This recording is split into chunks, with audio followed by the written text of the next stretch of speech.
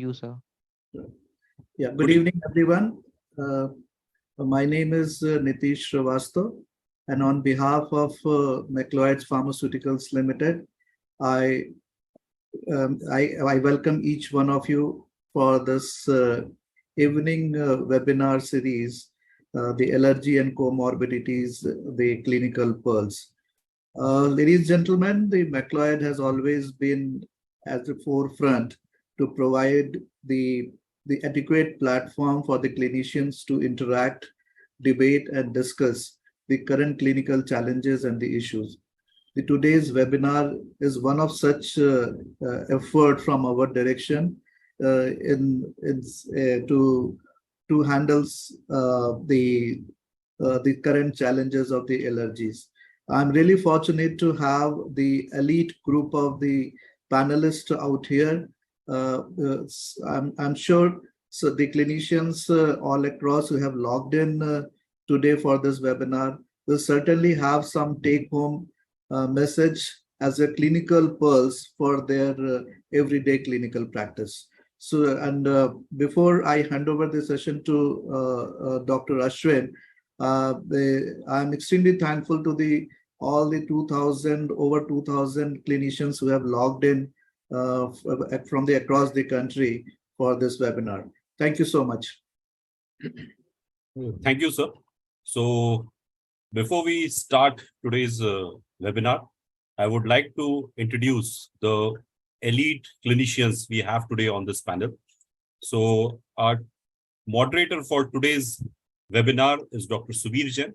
Sir is author of Handbook of Allergic Rhinitis, Naak Ki Allergy Public Awareness Book in Hindi, and DVD on why and how to treat allergic rhinitis, and authored doctor and patient awareness folders. He has also registered in India Book of Records for distribution of Handbook of Allergic Rhinitis, authored by him, and 29,300 copies have been distributed of this book across India. He is recipient of Chikitsak Sanman 2022 for his extraordinary work in allergic rhinitis, and guest faculty at various prestigious conferences like AOICon and RhinoCon since 2015. And Sir has presented his research work at multiple international forums. Welcome to you, sir. Thank you. Our second panelist for today's webinar is Dr. Gayatri Pandit. She is core committee member of Allergic Rhinitis Module IAP Chapter 2022, faculty of DAA and DPAA at CMC Vellore and Sri Gangaram Hospital respectively, and ASC Bangalore, president of Allergy Asthma Network of India, and gold medalist ENT PG at St. John's Medical College, and won gold medal at State Conference for paper presentation and bronze for International Conference on Nasal Polyposis. Welcome you, ma'am. And our third faculty for today's webinar is Dr. Mangesh Divaskar, sir. He is Honorable Editor of Journal of Physicians of India. He is General Secretary of Association of Physicians of India and Indian College of Physicians and Physicians Research Foundation. Sir is Advisory Committee member for American College of Physicians Indian Chapter. Welcome you, sir. And our panelist for today, Dr. Vikram Khanna. Sir has completed his MBBS in 1999 with distinction in ENT ophthalmology from Grant Medical College and JJ Hospital, Mumbai. Sir did his MS ENT in 2002 from SAM Hospital under Professor Dr. Renuka Bradu. He is practicing since 2004 in Mumbai. His special interest lies in the field of allergy, vertigo, and endoscopic ear surgery. Delivered lectures at many state and national conferences on allergic rhinitis. He has chaired and moderated panel discussions at various conferences and conducted instructional courses and hands-on training workshops for allergen skin prick test and immunotherapy. So on behalf of McLeod Pharmaceuticals, I welcome you all. And I now request Subir Jain sir to please take over the session.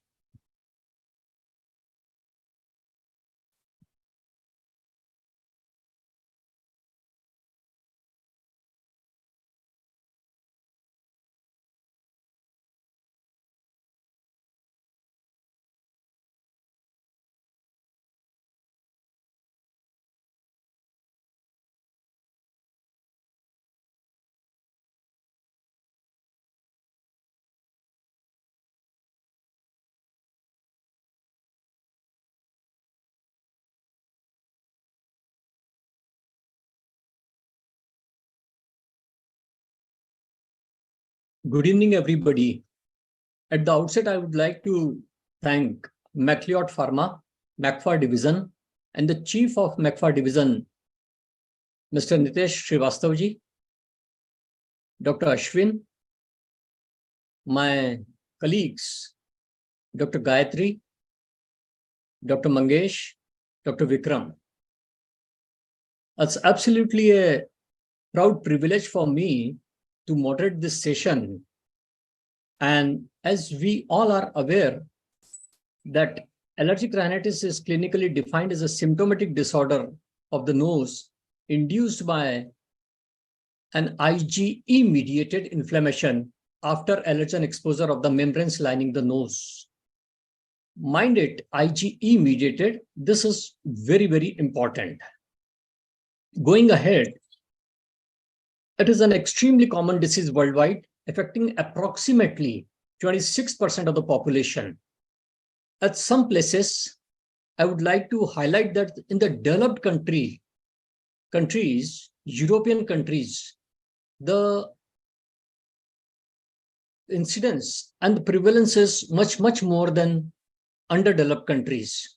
That reaches up to 30, 35, 40%. This is the commonest allergy encountered in clinical practice and constitutes more than 50% of all allergies seen in India. Out of allergic rhinitis, allergic conjunctivitis, allergic dermatitis, allergic bronchitis, allergic rhinitis is 50%. Mind it, 50%. The major chunk of allergies is allergic rhinitis, and it is included in the top 10 causes of chronic disability. Gradually, we will go ahead and we'll be able to see how debilitating condition this causes. The symptoms of allergic rhinitis: the nasal itching, 20.3%, frequent sneezing, rhinorrhea, nasal congestion. Basically, I'll go quickly because this is all very, very common. This will form a base, and my basic intention today is to have an interactive session. All experts are there. Dr. Mangesh is there, Dr. Vikram is there, Dr. Gayatri is there. We would like to discuss this subject, and we will reach to the clinical pearls and the practical things which are going to be helpful in our day-to-day practice. Comorbid conditions of allergic rhinitis: 35 to 40% asthma, 20 to 25% sinusitis, nasal polyposis, miserable condition, 15 to 20% otitis media with effusion, conjunctivitis, recurrent upper respiratory infections, obstructive sleep apnea syndrome. Going ahead, coming to the treatment of allergic diseases, patient education is of utmost importance. You have to educate patient. You have to tell the patient what is the gravity of this situation.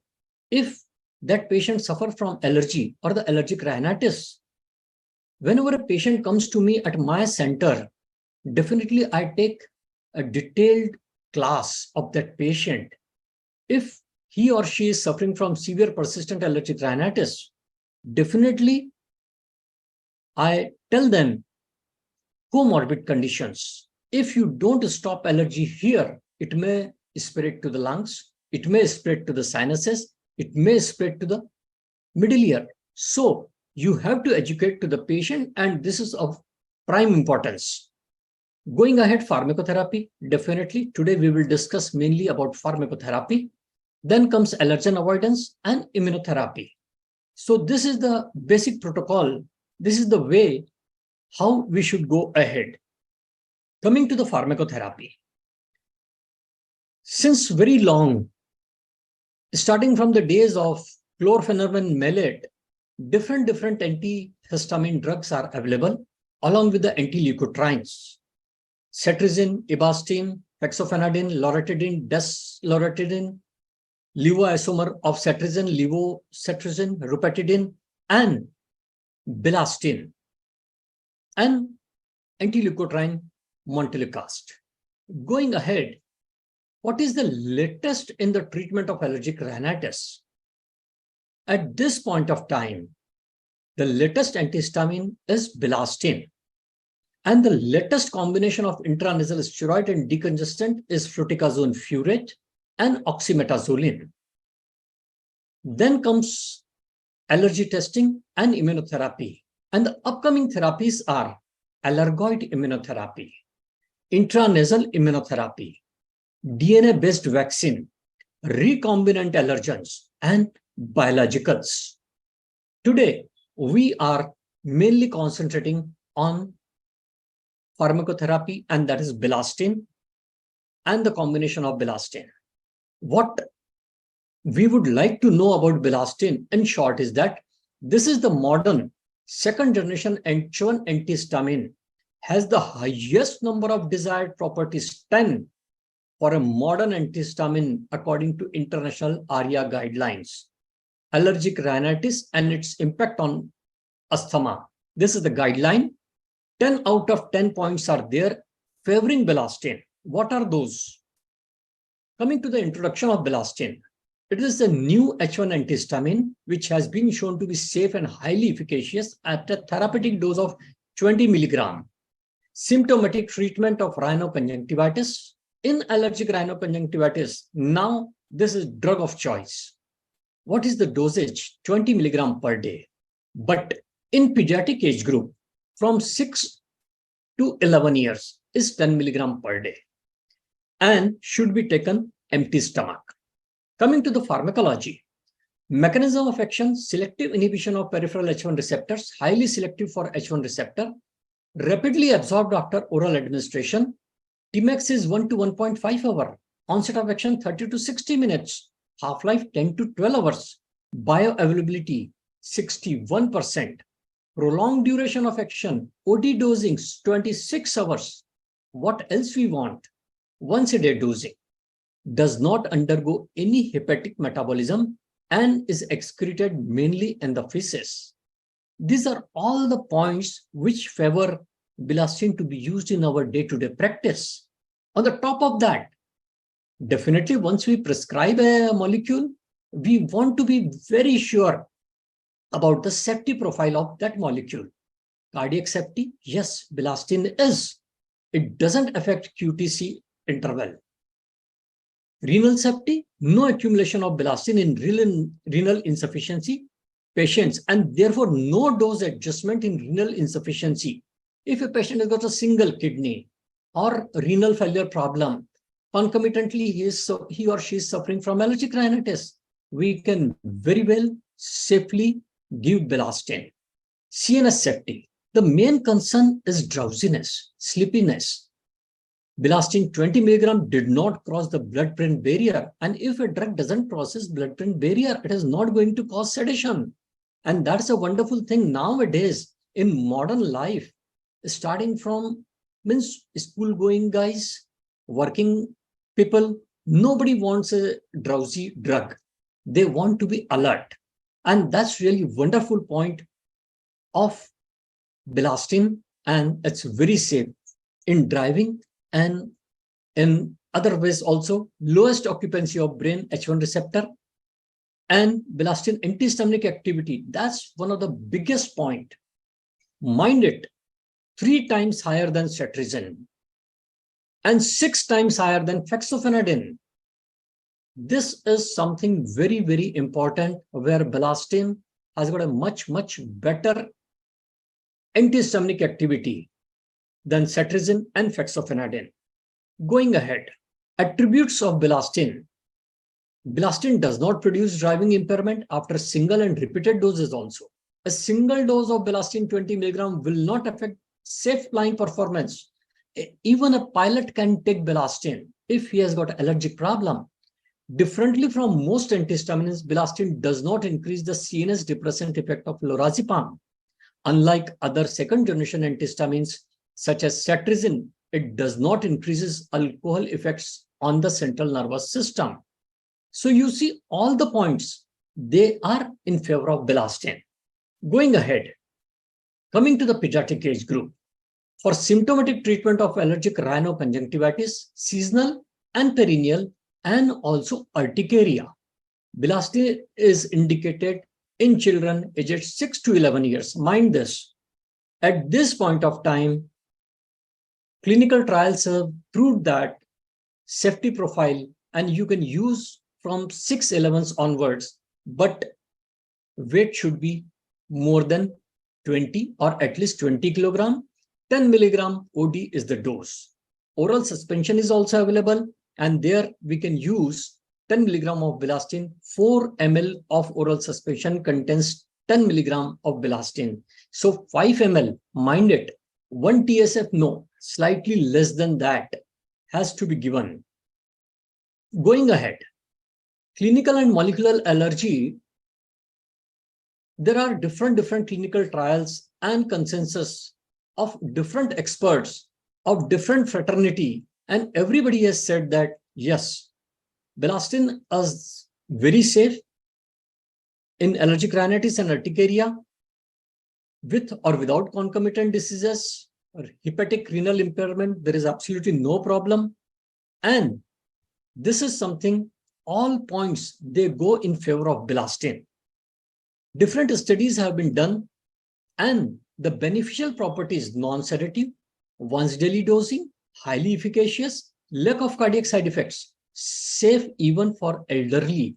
In geriatric age group, it is safe. You see this total graph at each and every point, bilastine as the drug of choice. Going ahead, urticaria, again, bilastine is the first drug. Both in allergic rhinitis and urticaria, bilastine is one of the drugs suggested for patients with concomitant disease and hepatic and renal impairment. You see the full graph. Everywhere you will see bilastine as the first molecule to be used very safely. Compared with other antihistamine, just we have seen 3 times and 6 times potency of bilastine than cetirizine and fexofenadine. And here in this graph also, at each and every point, bilastine is much superior than other antihistaminics. This is the Journal of Association of Chest Physicians just published. Me and my colleagues were there, and we have presented this paper, and strongly opinion in favor of bilastine. Going ahead, montelukast and bilastine combination. The synergistic combination of bilastine plus montelukast has a dual action and is an attractive treatment option in allergic rhinitis patients with hyperreactive airway disease such as asthma. Definitely one airway, one disease. Whenever late phase of allergy is there or nasobronchial allergy is there, combination of bilastine and montelukast plays a very wonderful role. They emphasize that in a group of patients with a hyperreactive airway disease such as asthma, this combination has an important role and may be used. The experts also opinion was that montelukast monotherapy or as a combination should be used for not more than 4 to 6 weeks. This is one point we should keep in mind, 4 to 6 week maximum duration of this combination. Coming to the panel discussion, all esteemed panelists are there. I think Dr. Gayatri, Dr. Vikram, Dr. Mangesh, ready? Yes, Dr. Subir. Dr. Vikram? Yes, sir. And Dr. Mangesh? Hello? Dr. Absolutely Mangesh, fine. can you hear Yeah, me? ready. Ready? That's wonderful. Now, it will be an interactive session. Few points are there, and we want to have a clinical pearl that in day-to-day practice, how we are going to go ahead. This is the condition of a patient suffering from allergic rhinitis. We all are very well aware. How will you differentiate between allergic rhinitis and common cold? That's one very practical point. Dr. Gayatri, would you like to highlight about this first? Yes, Dr. Subir. A very good question, and something that we need to have it as a basic. The reason behind is many a times allergic rhinitis is labeled as a common cold and being ignored. By clinical symptoms, the differentiating factors would be See, the common cold usually presents with some other malaise, like, it presents as in viral inflammations with either a fever or a body ache or something like that. Symptoms will be there, whereas an allergic rhinitis will present without any such things. It would have some triggers. Allergic rhinitis would have some triggers, as in, you know, uh, exposure to certain things or a strong odor. So certain triggers will be there in allergic rhinitis. And allergic rhinitis is something quite persistent. Like, patients can have it perennially with the seasonal exacerbations. Patients can have it all throughout the year with some increased symptoms in the monsoon time, increased symptoms in the winter time, depending on the allergen the patient is sensitized to. There will be family history, which will be strongly positive in allergic rhinitis, which we don't find in common cold. So these are the main clinical differentiating factors the other faculties can add to. Dr. Vikram, would you like to add something? Yeah. So Gayatri has highlighted some very pertinent points. What I would like to add is that every cold has a history, and if we can take a proper history, and if this history is a repetitive kind, then we know that we are dealing with a case of allergic rhinitis, because like common sense, common cold is also not very common, unlike allergic rhinitis, which is much more common in today's environment. So a good history and also the response of the patient to any particular drugs. These are the 2 pointers that I would seek in my OPD and make the diagnosis. Dr. Mangesh? No, I agree to all the points that Dr. Vikram and Dr. Gayatri has contributed. And also as maybe probably Dr. Vikram has already alluded to, that common cold will have their own seasons, particular months, especially, so and usually it is self-limiting, even though allergic rhinitis can also be a self-limiting, but common cold mostly goes away within 2-3 days of treatment, and then doesn't immediately have the seasonal variations or an impact immediately. Where if at all you are dealing with allergic rhinitis, the patients, as Dr. Gayatri was talking to you, the patients, they get perennial symptoms with seasonal exacerbations or even the exposure exacerbations that they'll keep on getting. So repetitive history is one of the very strong indicators that it is a possible allergic rhinitis rather than a common cold, along with rest of the points that both of them are really alluded. Wonderful. Thank you so much. Going ahead, incidence of allergic rhinitis. Basically, this question is correlated with one thing, COVID. We had a discussion few days back on one of the panel, and there were the studies were there before COVID and after COVID. Is there any increase in the incidence of allergic rhinitis or allergic bronchitis or urticaria? Dr. Gayatri? Yeah. There's a slight different pattern post-COVID, Dr. Subir.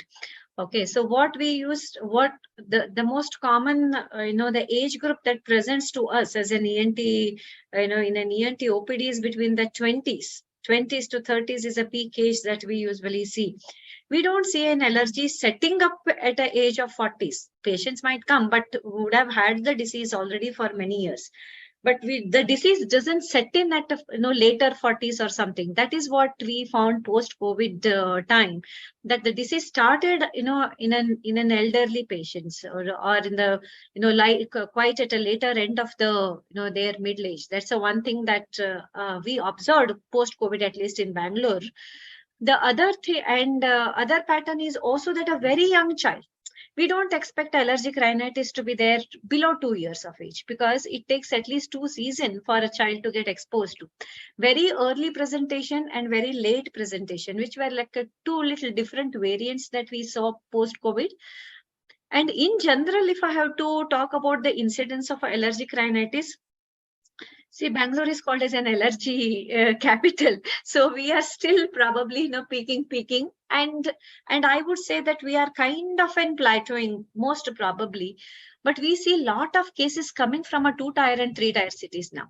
So we get lot of referrals from cities like Shivamogga, Ballari, which are like a 2-3-tier cities around Davangere. I feel that those cities are going more towards urbanization now, and that is also probably linking towards the increased incidence from their side now. Dr. Vikram, would you like to add anything? Yeah, so during COVID, a lot of people were at home, following the work from home pattern. And most of our patients having allergic rhinitis have the primary allergen as the house dust mites. So, there has been an increase in the incidence, and now as Gayatri pointed out, even the older age group started presenting. What COVID also did was made people more hygienic. So less prone to infections, more prone to allergies. The houses started becoming more sterile, and this, promotes allergy. So, the less of infection, more of allergies. So post-COVID, the incidence of allergic rhinitis is definitely on the high in the pre-existing patients and also in the new patients. All right. Dr. Mangesh, your opinion about allergic bronchitis? I might have a little difference of opinion with these two people primarily, even though this is all absolutely individual. Dr. Mangesh, your mic, please, a little bit, please. Okay, now am I audible now? That's correct. Perfect. So I have a little bit of difference of opinion from this, and I would like to say that, this question is a little more ambiguous. It's completely individualized, because in our clinical practice and whatever COVID that we managed Mindwell, very, very badly COVID. And as Dr. Vikram was talking about, probably people have been more exposed to allergens, but I've seen that, the increased use of masks, probably has reduced down the episodes of allergic rhinitis in the patients, because they stop going outside. So usually exposure to pollens, exposure to the atmospheric pollutions have gone down significantly. People have started, being more sensitive towards hygiene and overall cleanliness. The ventilations are fine. So probably that has reduced down COVID. And in fact, surprisingly, it was expected that in the patients of COVID, will have a very bad, I would say, outcomes when the patients have comorbidities like allergic asthmas or COPDs. In these patients, surprisingly, COVID did very well in our clinical practice. You'll be really surprised to know that probably there was some role of maybe those inhaled steroids that the patients were on, these anti-allergic medications these patients were on continuously, has reduced down. And I still feel that COVID is more an immunomodulatory disease rather than an infective viral disease. So that this virus, in fact, induces the immune changes in the body. So, in some situations it might have increased, in some situations it might have decreased. But certain increasing in the incidence of allergy has basically to be, attributed to the increased atmospheric pollution. And North people would understand it very well, when especially Delhi experiences extremely bad, pollution during these winter periods and, late Januaries and Februaries and March, and we are all aware of it. All right. Okay. Thank you so much. Going ahead, ARIA classification is based on Dr. Vikram.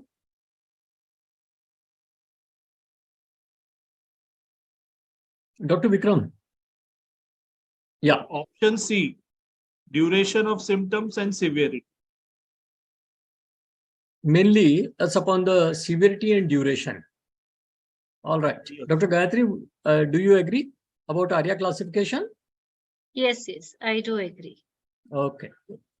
Going ahead, this is the ARIA classification. What just Dr. Vikram and Dr. Gayatri said, that's same about duration and severity of the symptoms.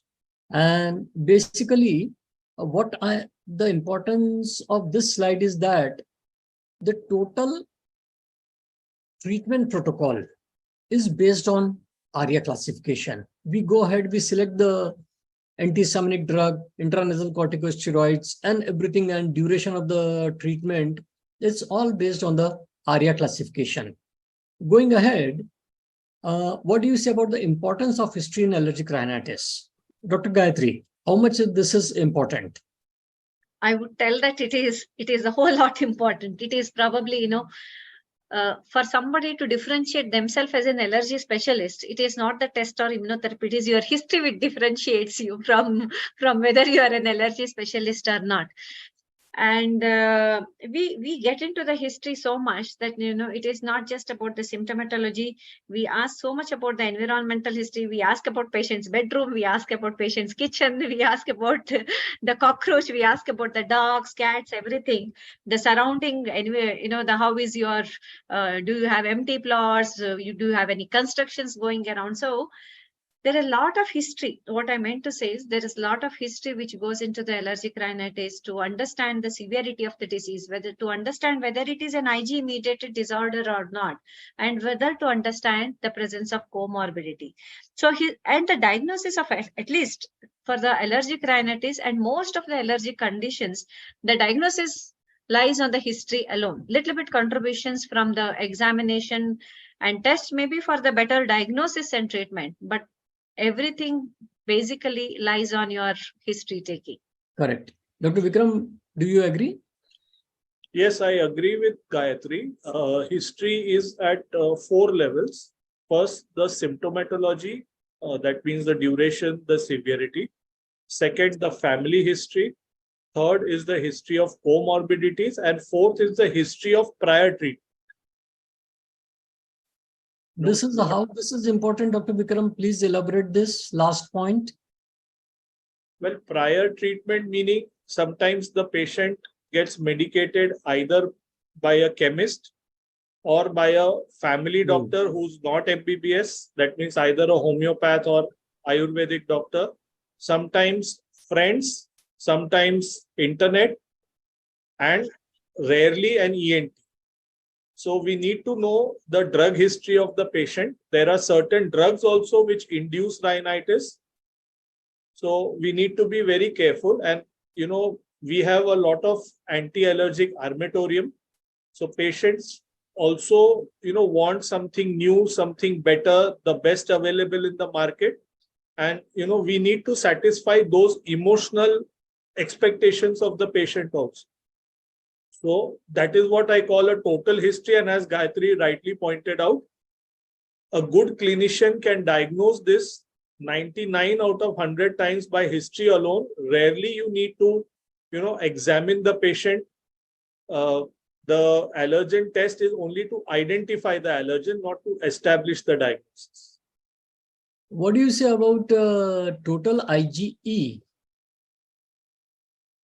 Well, we all know that serum total IgE is not a marker for allergic rhinitis per se. There are many other factors which can contribute towards a raised level of serum IgE. However, for immunotherapy purpose, when we want to initiate, that time I would like to measure the baseline level.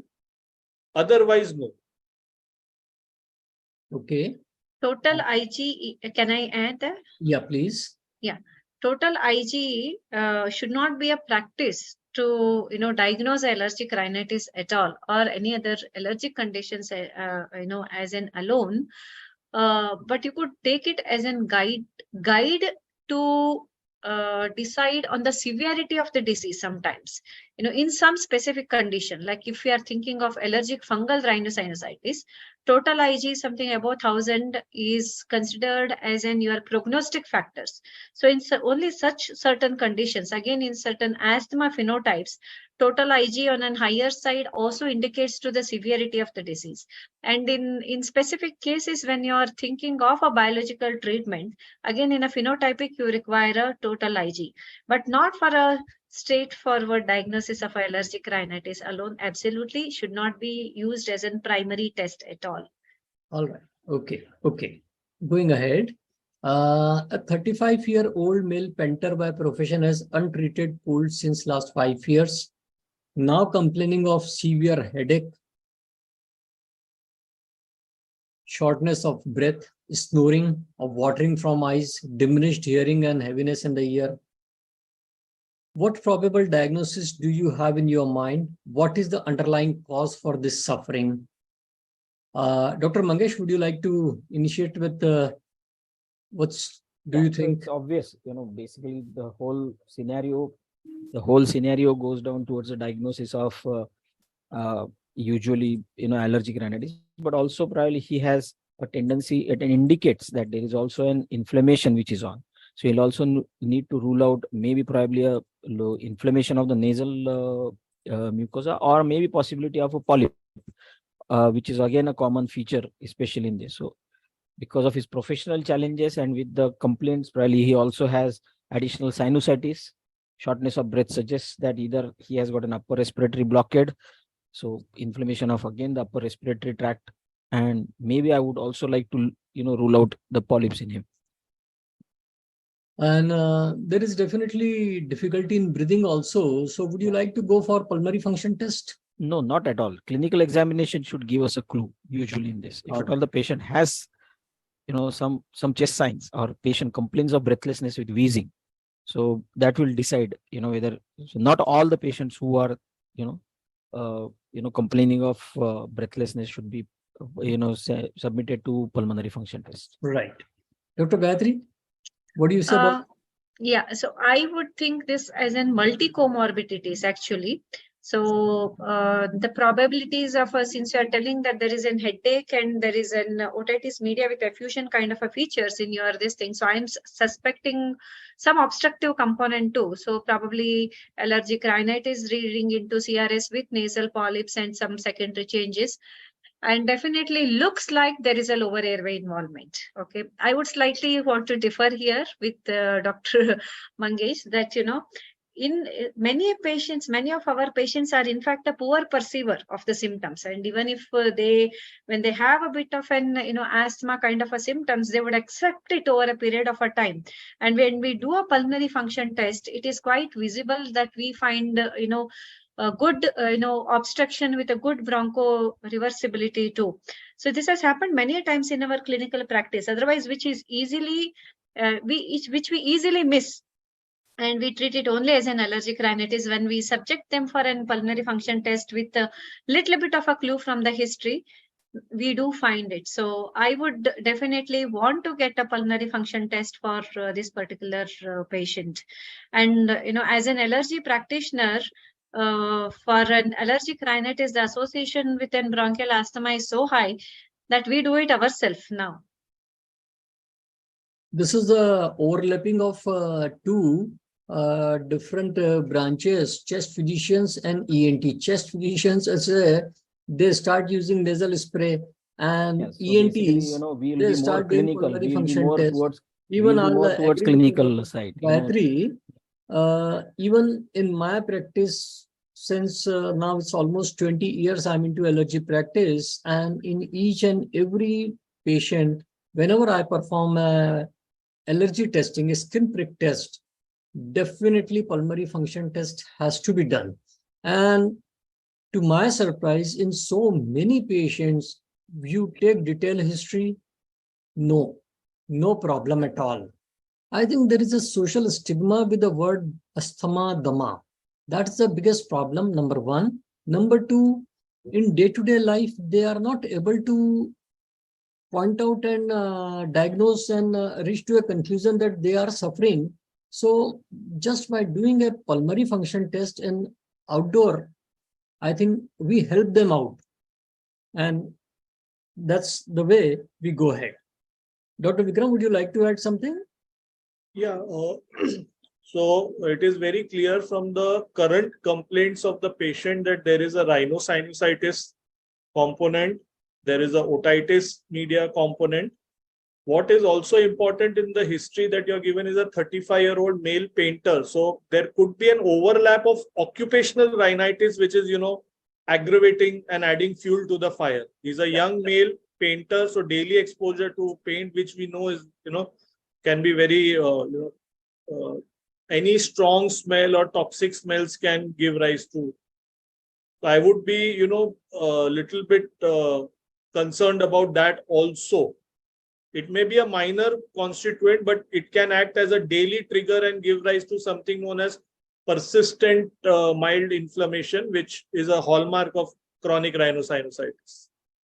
And definitely in this case, we would like to go ahead with the skin prick test, and depending on the results of that, finally immunotherapy. I think panel will agree with me, because that is at this point of time, that is the final answer. Dr. Mangesh? Yeah, okay. I mean, in the sense, ultimately the final answer would be, overall, if the Allergy patients are testing, not, immunotherapy. absolutely. Right. Going ahead. Subir, I would be interested in doing a diagnostic nasal endoscopy for this Correct. patient. I was about to tell the same, like either a scopy or a CT scan, nose PNS, to see the obstructive components. Definitely. We might need to open up the sinuses if the obstructive component is too much too. All right. I agree with you, but when a patient has got multiple problems, yes, definitely, we would like to investigate and reach to a conclusion whether that patient has got a sinusitis, nasal polyposis, allergic bronchitis, allergic conjunctivitis, everything. But at the end, the only one thing is going to help that patient is allergy testing and immunotherapy. Yes, polyps are there, definitely. Functional endoscopic sinus surgery will be there. But yes, allergy testing and immunotherapy will be going to help this patient. Now, going ahead, what is the percentage of patients you see in your OPD with allergic rhinitis and having a comorbid conditions? How many percentage of patients, Dr. Vikram? I would say that, along with allergic rhinitis, patients don't come early to us usually.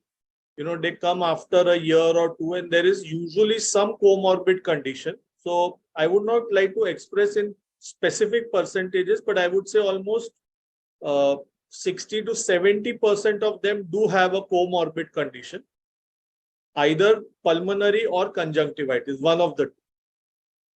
Pulmonary may be bronchitis or asthma, but rhinoconjunctivitis is very common nowadays with the pollution and the travel and the ongoing construction work, and also Dr. irritant is also more. Yeah. Sorry, Dr. Mangesh, please.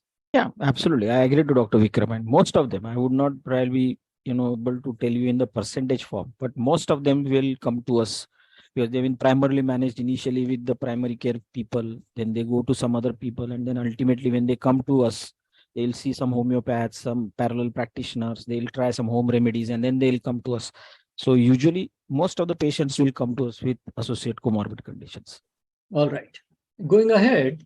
Something that is, yeah. Yeah, you want to add something, Dr. Gayatri? No, I was just wanting to tell the same thing. Something which is subtle and which we don't pay much attention most of the time are the sleep-related problems with allergic rhinitis or asthma. So that indirectly impacts on patients' daytime symptoms too, and that we see with many patients. Something which is obvious we note it, but something which is subtle we miss to note that and treat that adequately. Dr. Gayatri, this question is again in front of us. Which comorbid condition is mostly observed in your patients of allergic rhinitis? In your opinion, what is this your observation? Please tell. Most common, if you take the whole population of allergic rhinitis, is asthma. That is what we still find it. And I would put a conjunctivitis along with rhinitis. Actually, I would not take it as an allergic rhinoconjunctivitis. Okay. If you exclude that asthma would be my most common comorbid condition. But if you take in the last 1 year, we have seen significant pediatric population with the adenoid enlargement last 1 year, the post-COVID time. Now the persistent adenoid enlargement, and when we tested for an allergy testing, and most of them were sensitized to either house dust mite or a cockroach allergen, the indoor allergens. And we have a group of patients where we have tested now, significant number of them were sensitized to indoor allergens. So that is one comorbidity, which was quite in number this year, which we have noted. All right. Dr. Mangesh, when you come across a case of a patient of allergic bronchitis, in how many percentage of allergic bronchitis patients you see allergic rhinitis? Going vice versa, reverse. Yeah. So majority of the times, in fact, the first, rather than they coming to us for the first time with probably the classic allergic bronchitis, they'll come, usually they'll have a preceding history of rhinitis or allergy indicator somewhere.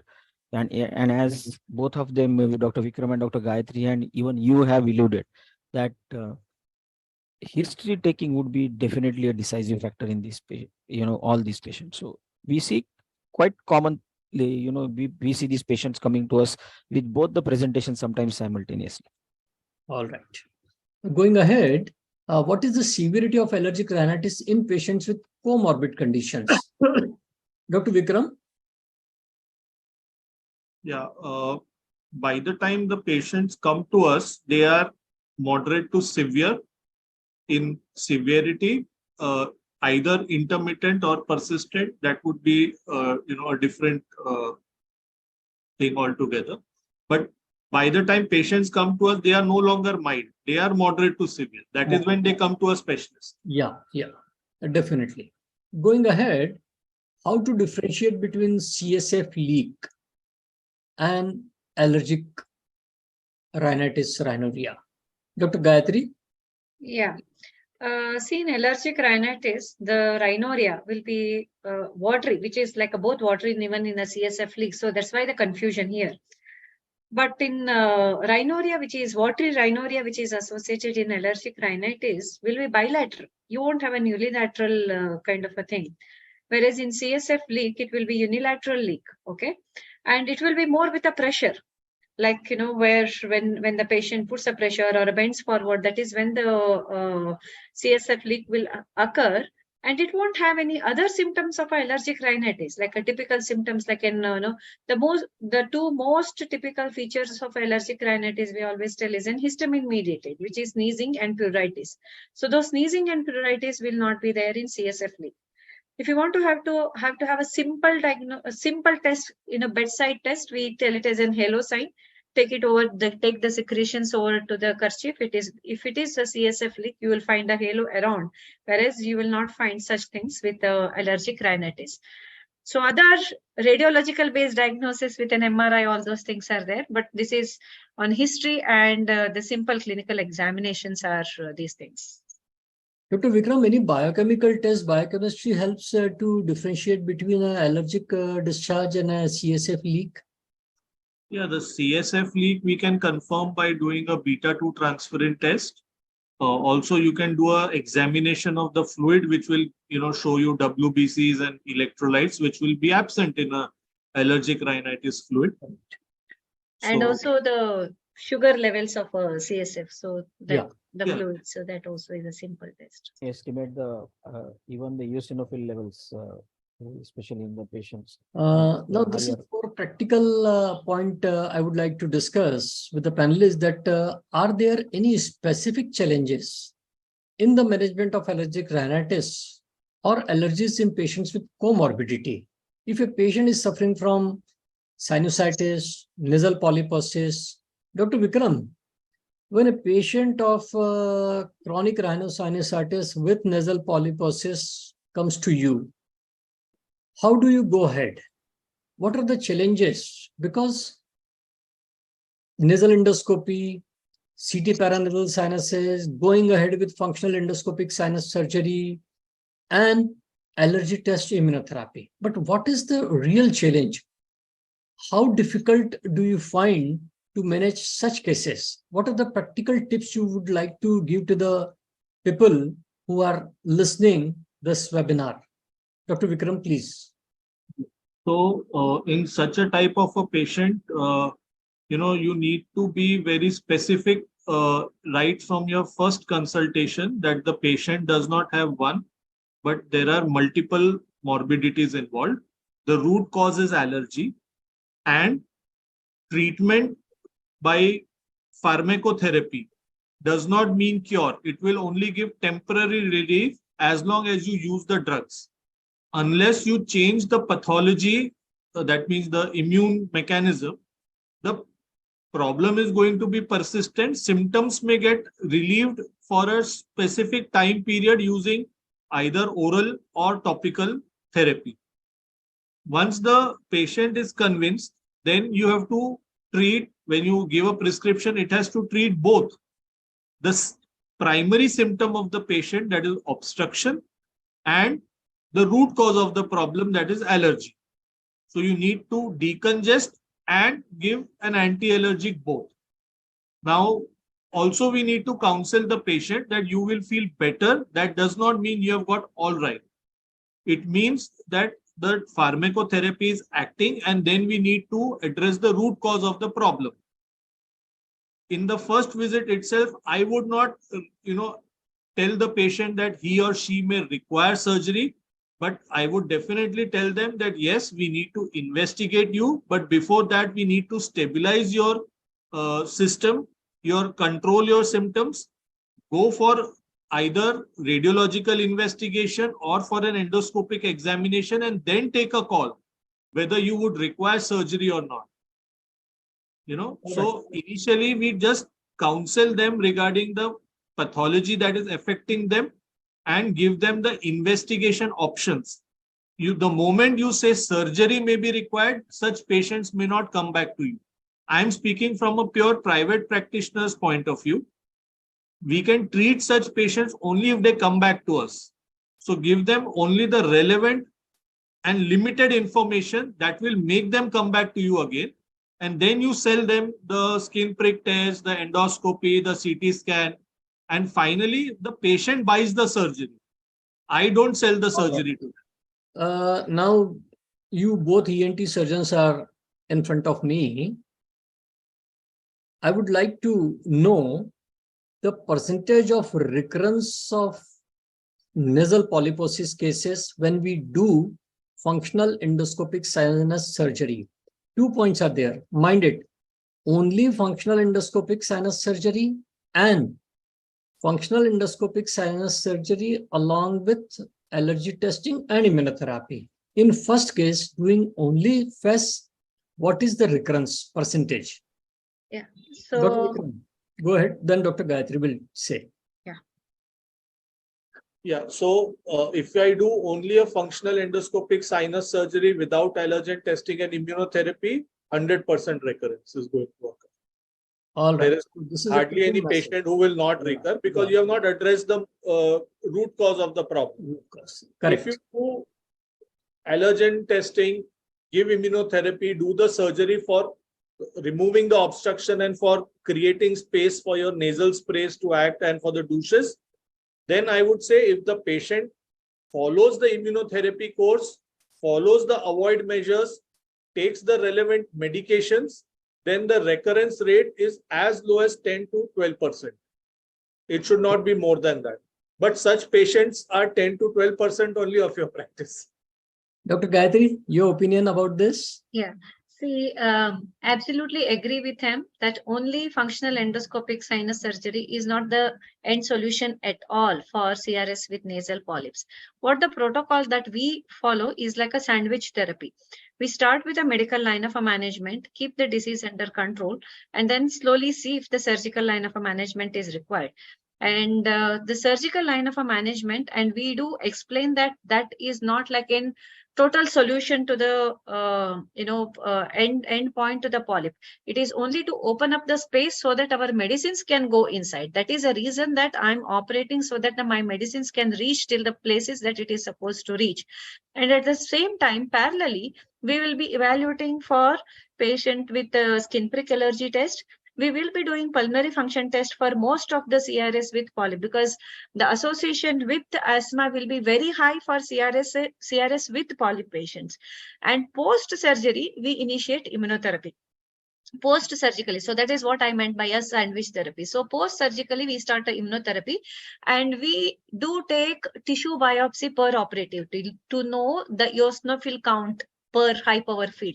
More the high eosinophil, more dependency on steroids. And then we emphasize more on the post-operative steroid irrigations, not the oral steroid, post-operative steroid irrigations, we emphasize on these patients quite a bit.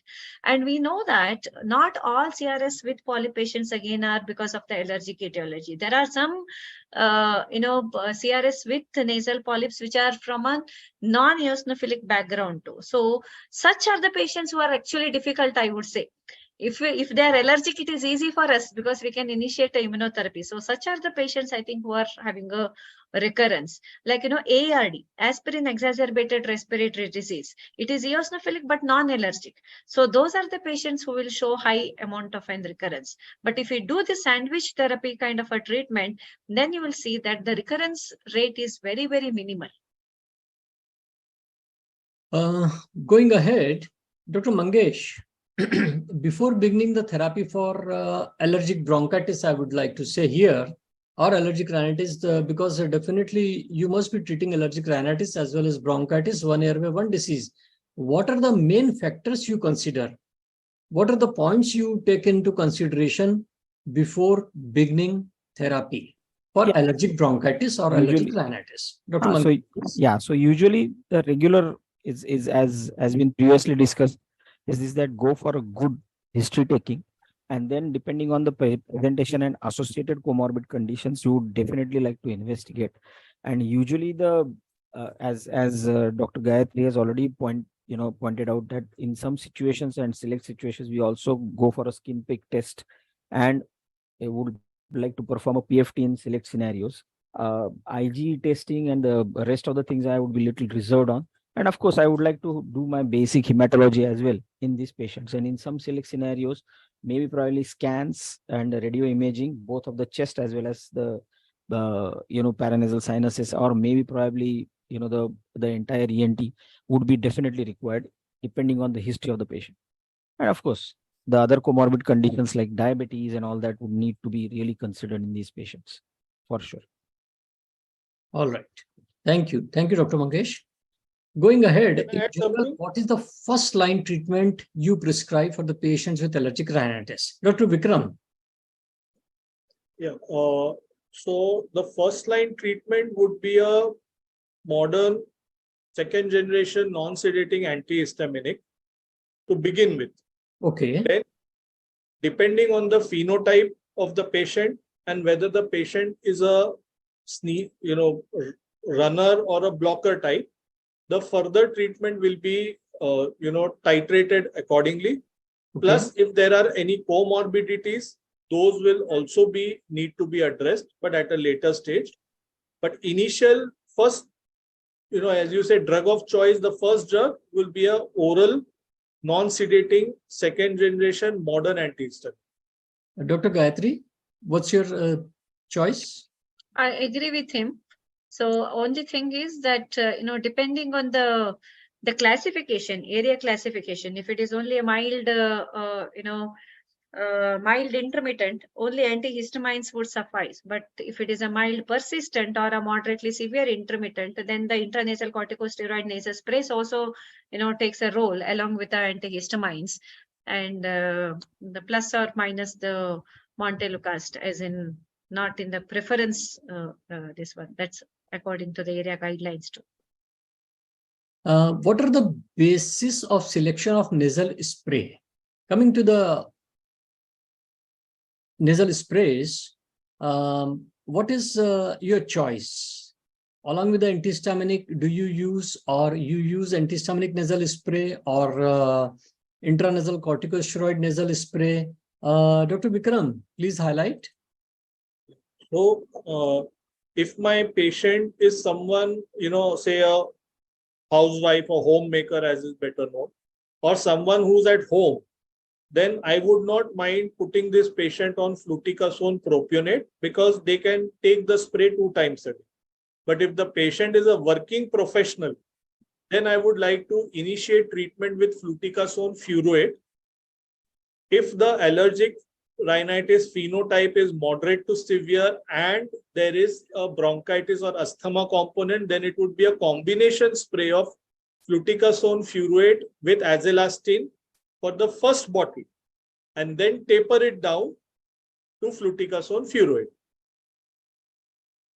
For I how- personally don't start with mometasone unless the patient cannot tolerate fluticasone.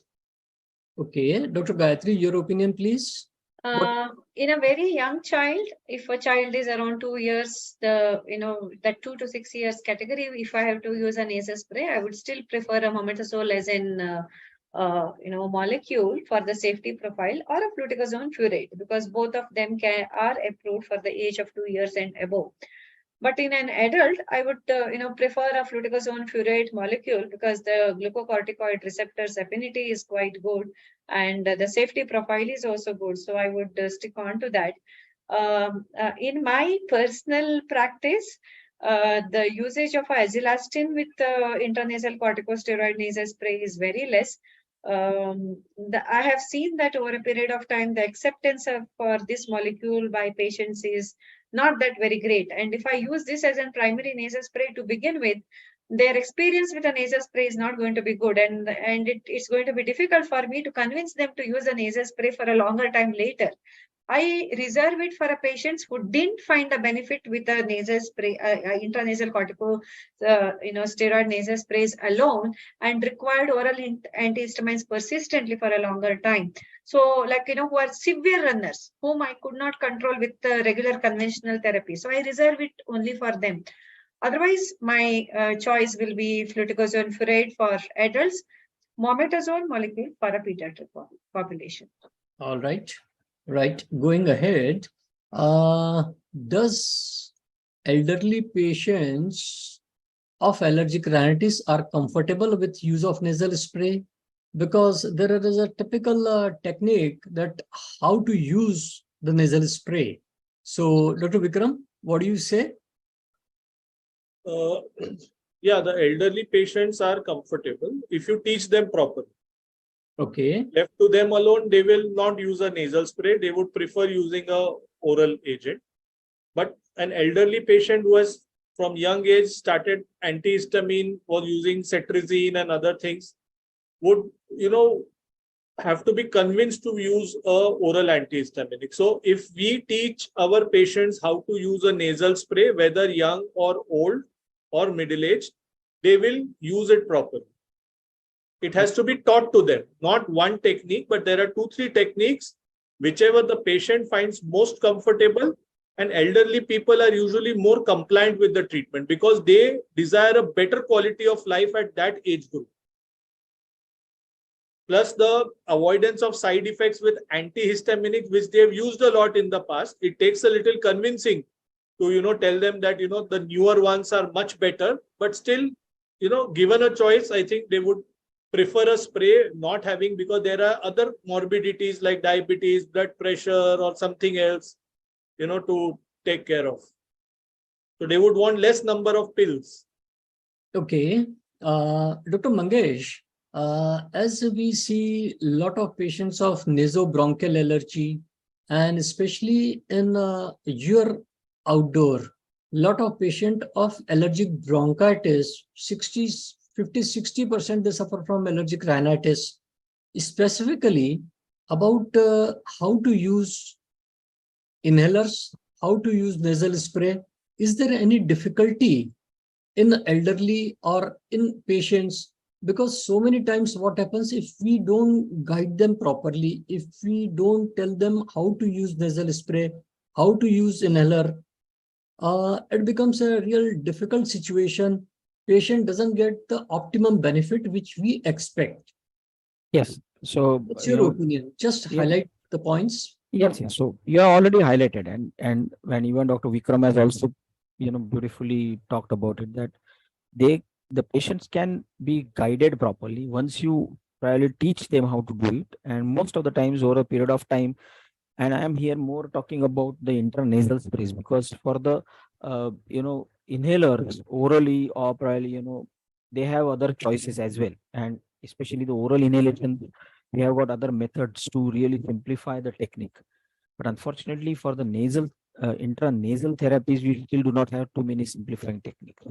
So here probably they'll require your more persistent guidance. And what I do is usually I see to it that the first dose they take in front of me in the OPD commonly, and then Wonderful. and then That's see very that good. usually whether they do it correctly or not. And once you're sure about it that they're doing it correctly, I don't feel so there should be any challenge as far as that area is concerned. All right. Thank you. Thank you, Dr. Sir. Going ahead, Dr. Gayatri, what are the benefits of Bilastine in your patient's experience, or what do you find? I would like your few words about this molecule, the Bilastine. Okay. How you take this molecule as a treatment of choice in patients of allergic rhinitis, allergic conjunctivitis, bronchitis, and even because you are also allergy specialist, even urticaria patients, they come to you. What do you say about using Bilastine? Correct. So one thing which I have found is that it's a truly non-sedating. Okay, so that's the one thing that I have found, that some molecule, even though we claim it as a non-sedating, we have found that the patients still complain of a sedation. But with this molecule, I have specifically found that no patient came back and complained about the sedation. Second thing is the true 24-hour action, true OD actions. Okay, so that's a one more thing. The other thing, or the most important thing for me, I would say, is that, see, in allergic rhinitis, anyway, we will not use it for a very long time. Maybe we will use it for a 20 days or a maximum 30 days, and the nasal spray will take over from there. But when I'm treating for an urticaria, we treat it for 3 months. Sometimes we even treat it for 6 months also in a chronic spontaneous urticaria. And the guidelines also tells that we need to use it in a much higher dose. We have to use it 4 times the dosage of whatever that we use in chronic spontaneous urticarias. And in such a situation, Bilastine has been very promising for me, because I can go to a higher dose and with a much safety level. It's an organ-friendly drug. So, with so much of in cardiac and renal and hepatic safety that I have, it allows me to use it for a longer time in urticaria patients. So my biggest benefit is in urticaria, actually speaking. All right. That's wonderful. That's really great. One thing I would like to discuss, the dosage should be taken empty stomach. If you don't take empty stomach, Dr. Vikram, if you don't take a Bilastine empty stomach, what is going to happen? Vikram, unmute, please. Yeah. Oral bioavailability of Bilastine suffers if given on a full stomach. As was pointed out in one of your slides, it comes to around 60 to 65%. What we need to understand is, that when we prescribe Bilastine, it should be either 2 hours after a meal or 1 hour before a meal. Now, when it is 1 hour before a meal, suppose you're giving it at night time. So you also say the dinner time is, say, 9:30. So you tell the patient you take the tablet at 8:30. What you also need to tell the patient is that don't eat or drink anything after 6:30, because you have to keep those 2 hours also there. 2 hours after a meal and 1 hour before a meal. So that, needs to be, emphasized to the patient, that it is not just 1 hour before a meal, even 1 hour before a meal. Prior to that also, for 2.5 hours, I would say, remain empty stomach. All right. Okay. And also, my experience with Bilastine with my patients is that they are happy on 2 counts. One, no sedation. That Gayatri also emphasized. Second is, because there is no interaction with alcohol, they can enjoy their weekends. Okay. A Dr. new benefit. Mahesh, what do you say about Bilastine molecule? What's your personal experience? Just share those clinical pearls. What is your experience about using Bilastine? Please. Excellent molecule. There is no, and almost all the points are covered. And one more thing is, now it is extremely pocket friendly. So, that is also very, very important.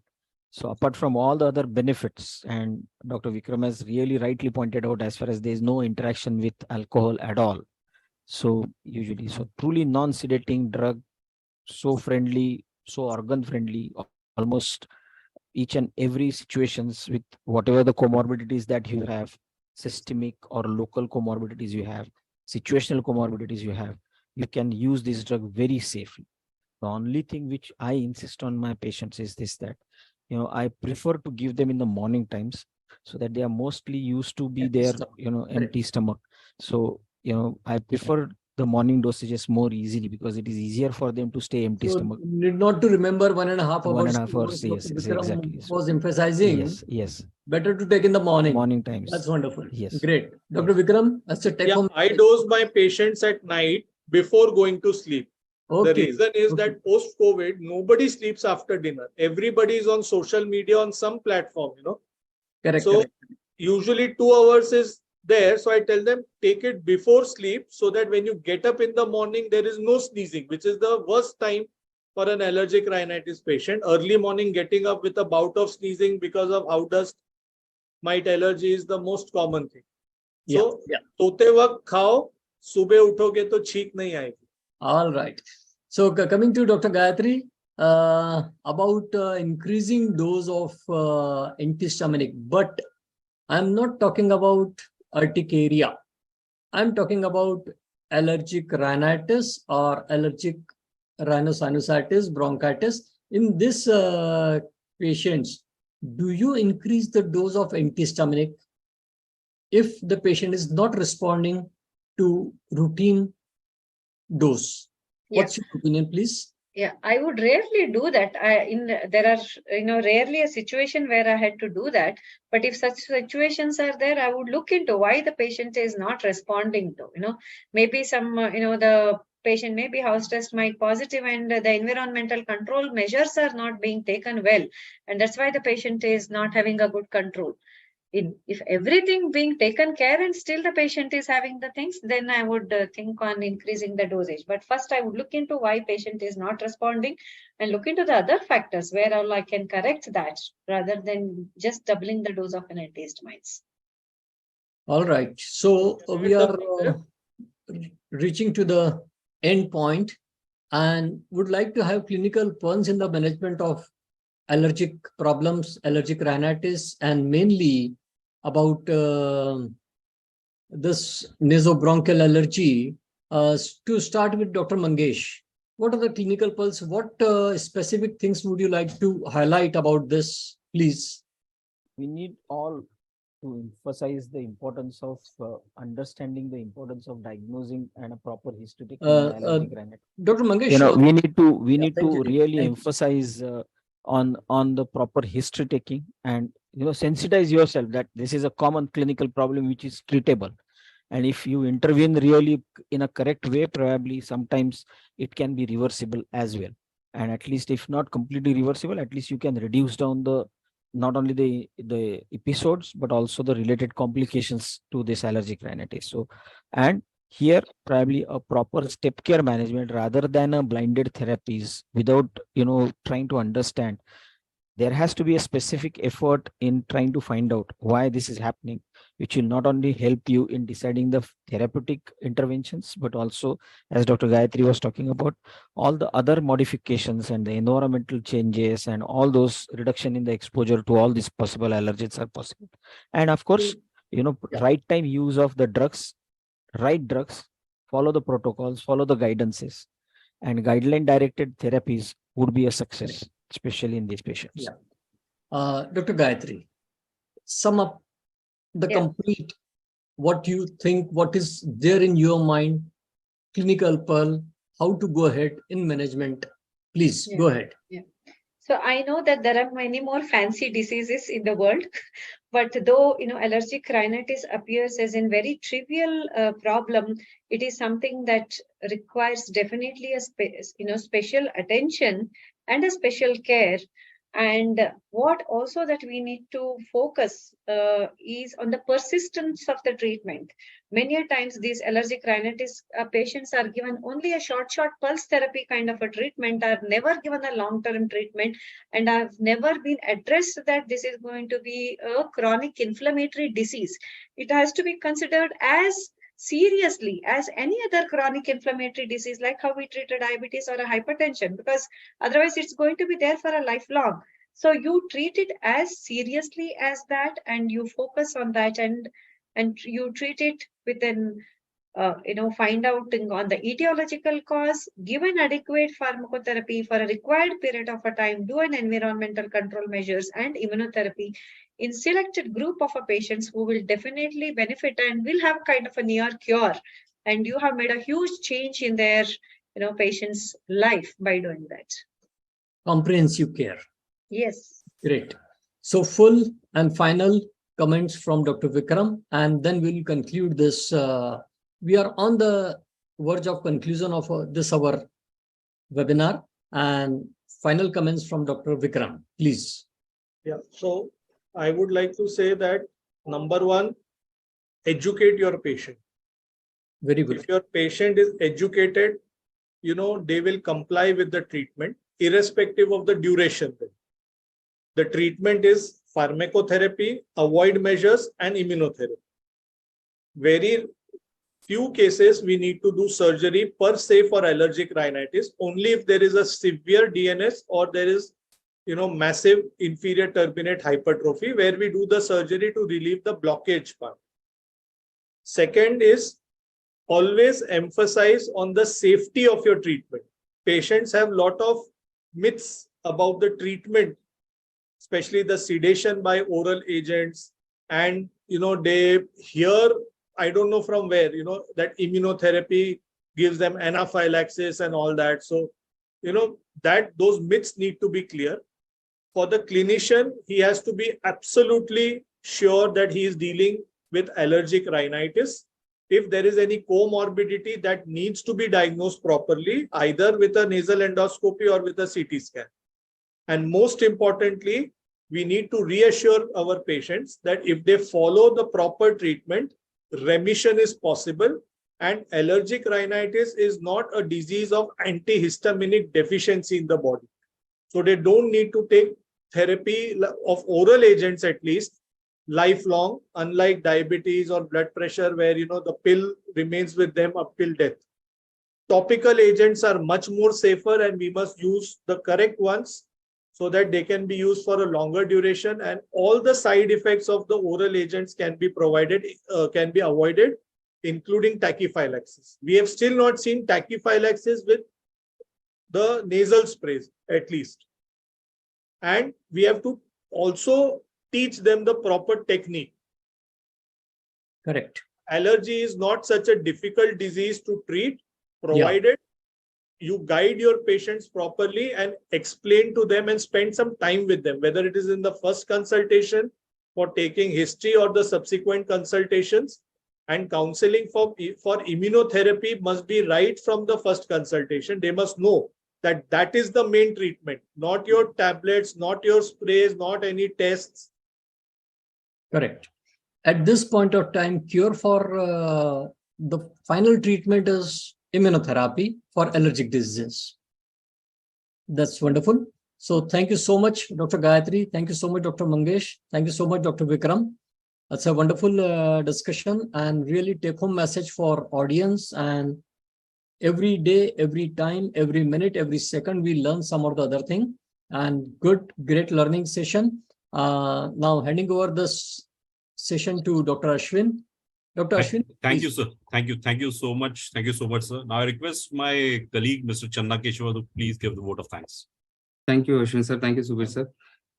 It has been such an honor to be a part of this academic push and the wonderful event. On behalf of the MAC4, a division of MAC Lords, I would like to extend my heartfelt gratitude to our esteemed faculty members, Dr. Subir Jain sir, to bringing the practical problems in the field of allergy, and also extending our gratitude to the Dr. Gayatri Pandit Madam and Mangesh Tivaskar sir and Vikram Khanna sir for paneling this session and sharing their clinical experience in the field of allergy. And I would like to thank all the doctors that participating for this webinar across all the country, including also Nepal, few doctors have participated.